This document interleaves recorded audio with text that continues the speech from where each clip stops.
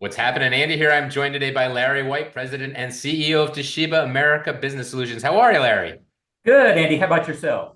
Good. I am very happy to see you. I wanted to get you on the show. I've been spreading some rumors about you guys, and I thought now that I found out I was wrong about some of these things, maybe we should just clear the air.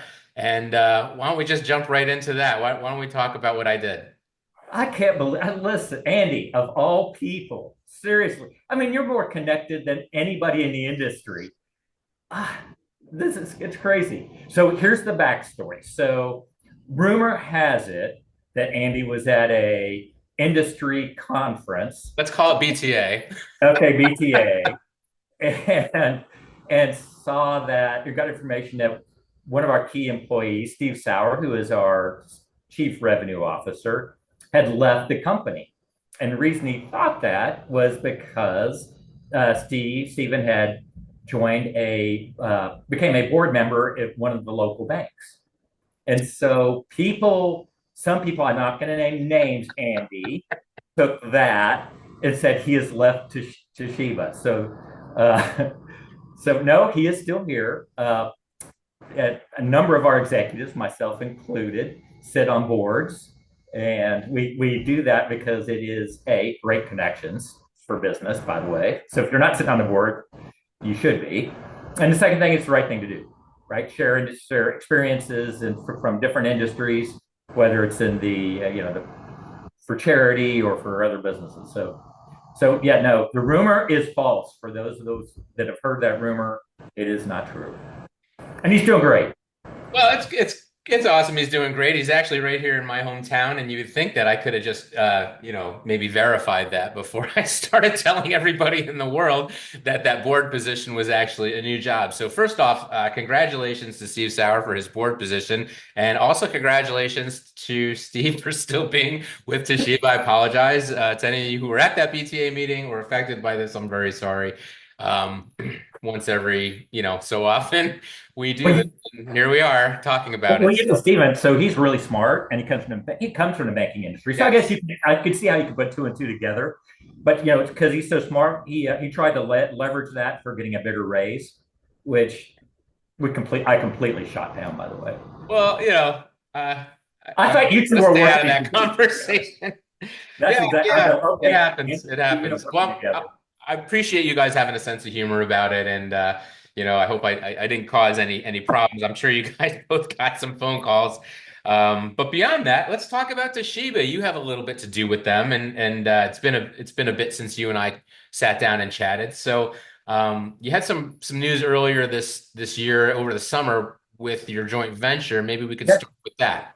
yeah. So the joint venture, so we made the announcement a little over a year ago. In fact, it was probably May of 2023, so a while back, about the joint venture announcement. And everything to that point has been about putting the pieces together and make the joint venture become a reality. The joint venture went live July 1st. And I will tell you, I'm not by any stretch, a pessimist, but when you're putting two pieces of two pretty big companies together, there's a lot that can go wrong. I mean, it's not so much the process of manufacturing product that's both companies do that very well. But the issue is all the back end stuff you have to do to make the companies work and be able to talk and communicate and everything else like that. So I was really worried about that. And so far it's gone off very flawlessly. I was kind of, prepared for the worst, hope for the best, and the hope for the best part of it turned out, which is really good. So product is arriving on time, made very well. The communication about what we want to do with product is going very well with the joint venture. So all's going good. It's So going great. when are we going to start seeing product? When will the first joint venture products come off the line? When are we going to see a joint venture logo? Will there be one? I know there's a new company, right? You guys formed a joint venture company, um, Yeah. and there's executives from both sides that are working with that team. Yeah.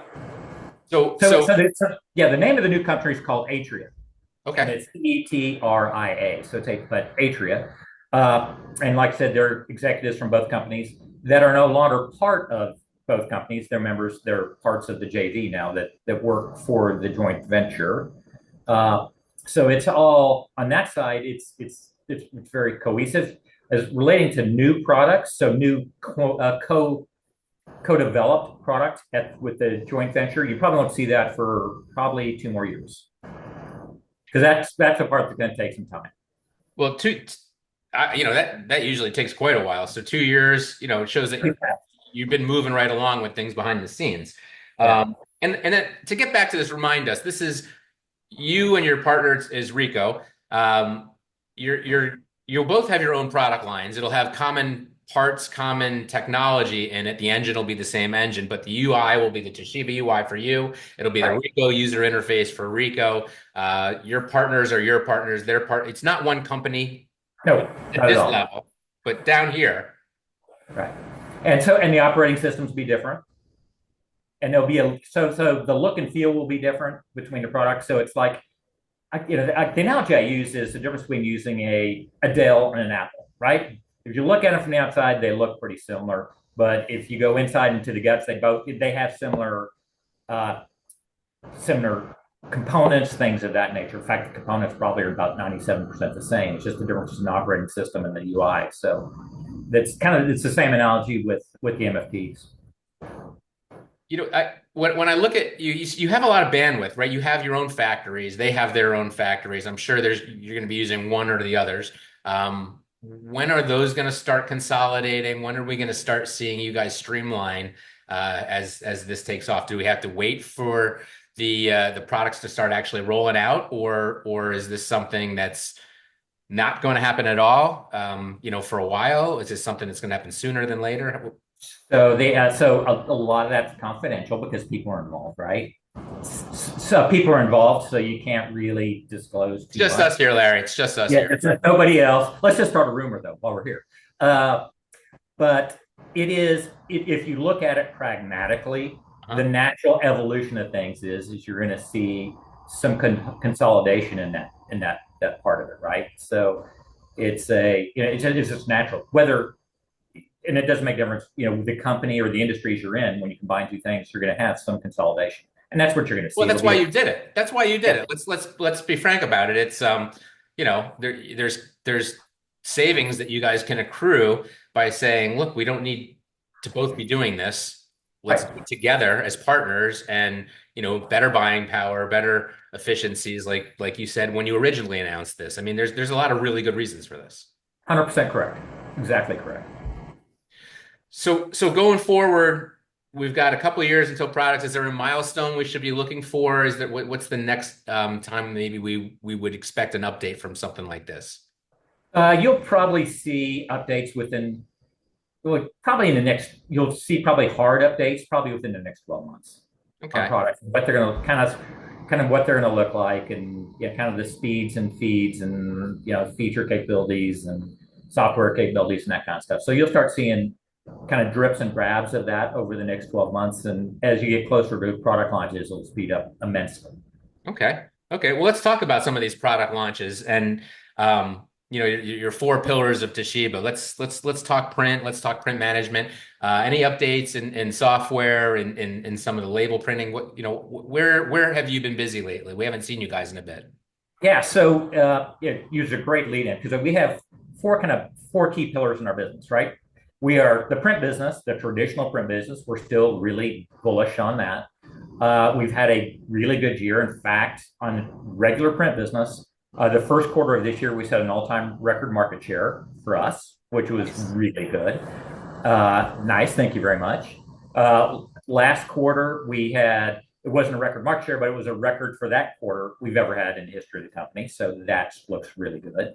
So the fact that the trend of our market share is going up as opposed to going down is a good thing. That keeps us employed for at least another quarter.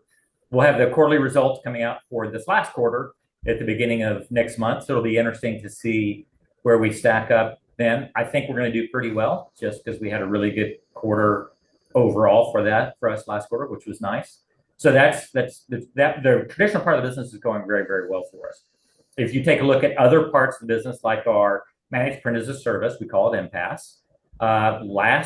Last year we grew 10%, and that's really good because that's an annuity business for us. It's like a SaaS type business. So the annuity on that grew by 10%, and that 10% is a growth on a pretty big number from the previous year. So I'm really proud of that. That 10% is a hard number to get How to. did you do that? It is just a lot of focus on that part of the business. And I think I still think there's a lot of opportunity because MPAS is a set of just traditional print, right? And I think people are just not as focused on that as they have been in the past. And we're just kind of picking up the pieces where the opportunity is. And the fact is that we do a really good job in that part of the business. And there's, customers that weren't happy with their previous provider. And so we're just picking that business up. So great work by the team on our side. Very cool. The next part is in our software business. We're doing really well with that. So our cloud business, so our annuity grew by 32% last year over year, which is another huge number especially when you're talking about cloud, right? Because you can't take the contract value of your cloud business. So if I write a $40,000 SaaS deal, I don't get to claim $40,000. I get to claim 1/36 of $40,000 over the period, right? So the fact that we're growing it at that rate also makes me really happy. And our thermal business is plugging along. We just finished up installation with the largest contract we've ever had in the history of our company with a little known entity, which is called the United States Postal Service. So that went well for us also. So things are going really well. Yeah. In spite of the fact that Steven Sauer is leaving, I'm just kidding. Okay, I'm done with that. We're starting another rumor. Yeah, for another move. So the print management, I like hearing that because it's,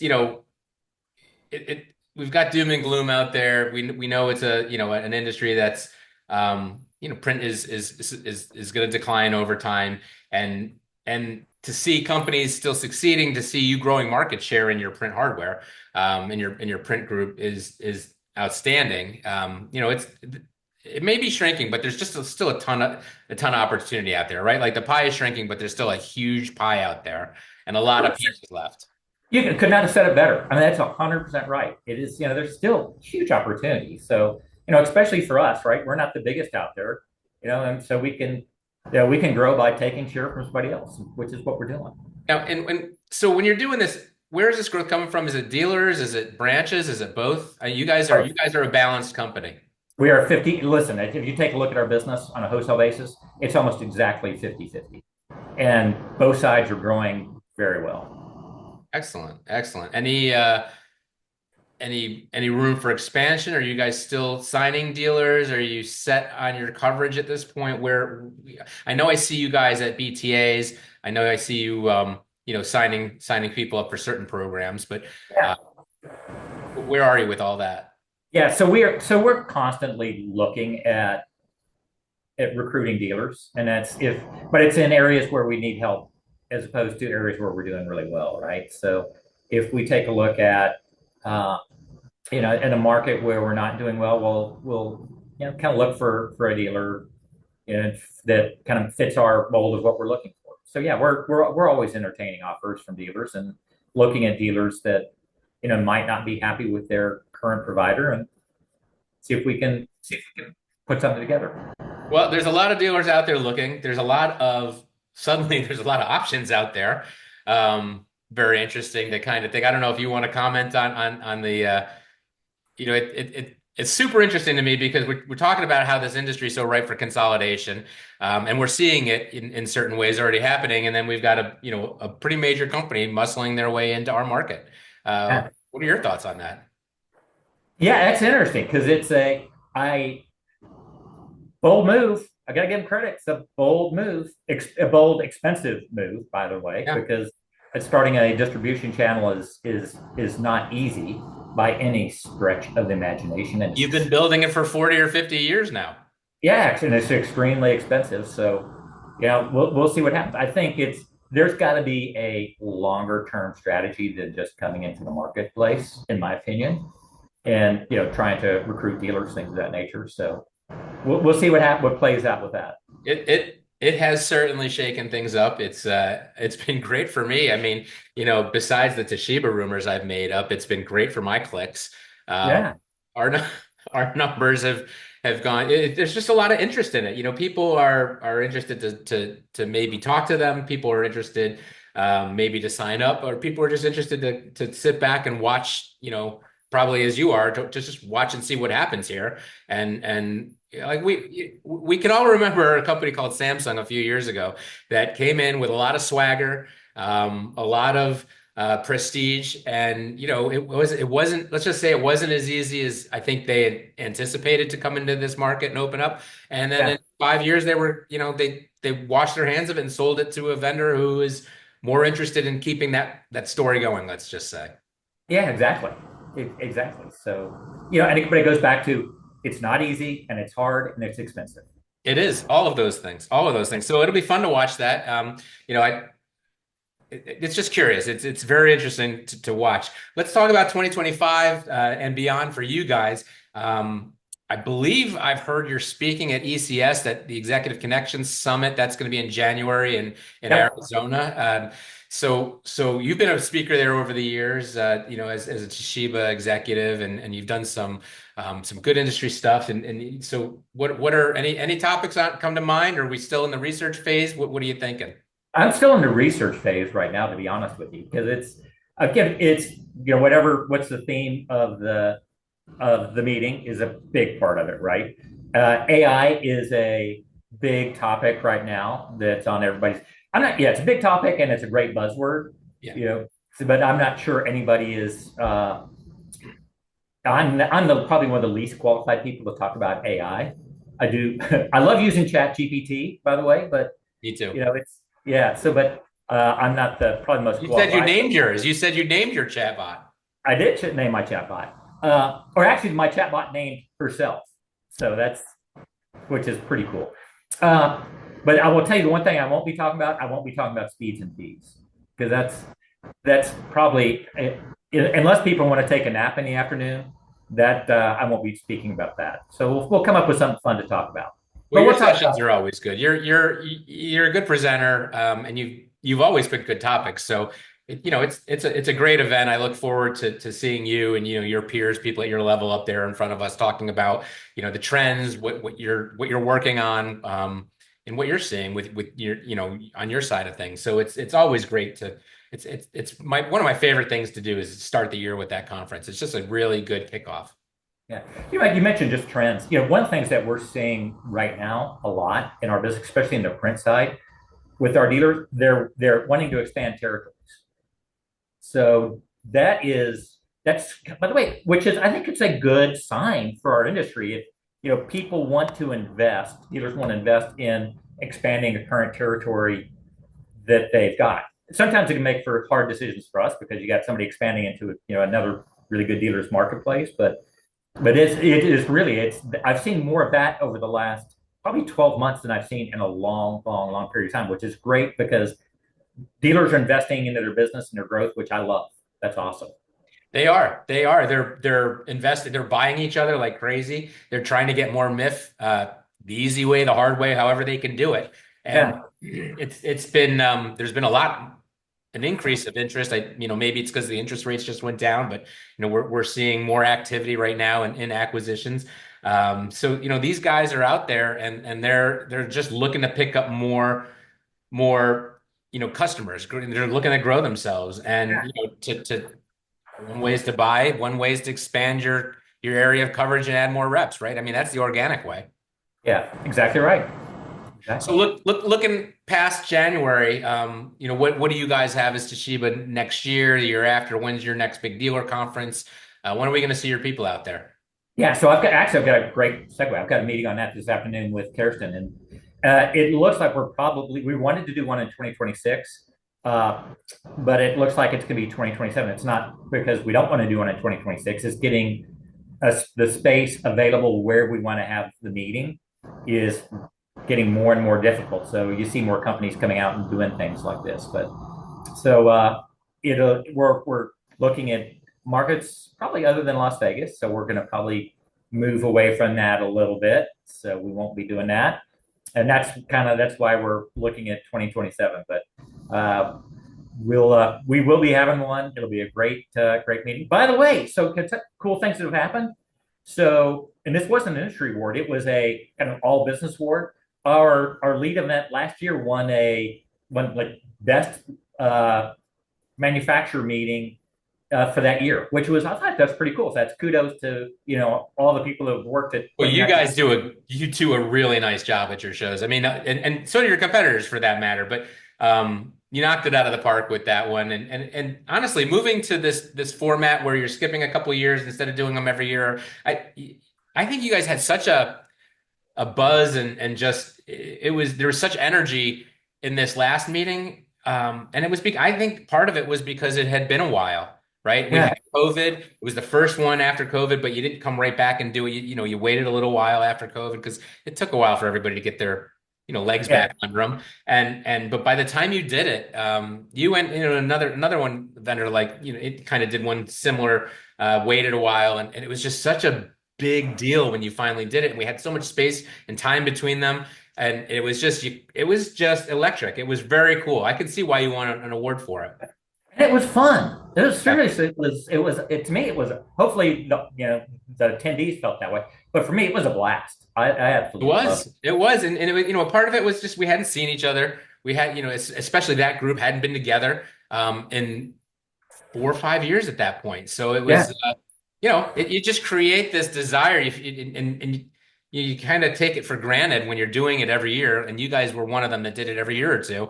yeah, And all of a sudden you get cut off like that. You're like, we don't see anybody. We don't have the opportunity to get up on that stage and make these, big presentations and grandiose launches and create this sort of, next level uh, product launch. And it's just, yeah, it really, it's nice, I think, when you make it a big deal like this.